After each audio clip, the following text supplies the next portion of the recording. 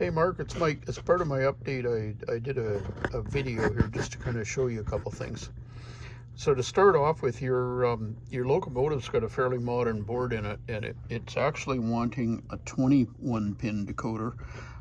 I just happen to have a few Soundtrax diesel decoders handy tonight, so I put one on here. So it's obviously not going to sound like a steam locomotive because it's actually an Elco diesel, but you can kind of see how things work here. So I've connected the locomotive to the tender with the two plugs, and we'll go over some of that in a bit here. So I'm just going to set my programming track over here, and here's Decoder Pro, and I'm going to turn the power on to the track now.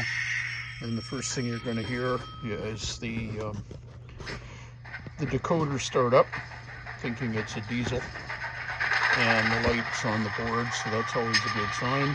And we can hear some things: the bell, horn. If you throttle up, you'll hear the engine come up, etc. Now, interesting to note here is, while I'm advancing the throttle and everything else is addressing the decoder, you can hear the engine revving up. But if we look at the actual locomotive here, which is all on the track and everything, there's no motion in the drivetrain, which is a concern, and I'll come back to that in the note I'm sending you. I have tested this off the track, just with a bench power supply at 6 and 12 volts, and figured out what plug does what just with an ohmmeter. There doesn't appear to be any motion in the drivetrain, and I don't know if this was a used model you acquired.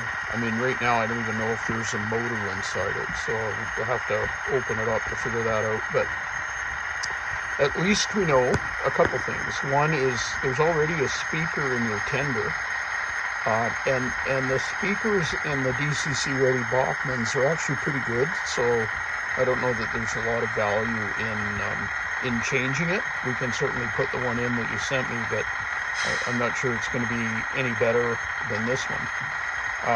A couple other things to note: this decoder, the way it's oriented, these will only go on one way, and I'll show you a picture of that later. They can't go any other way than the way the pins are organized. And in the manual, it actually shows a different decoder board facing the other way, a Soundtrax board, a steam board.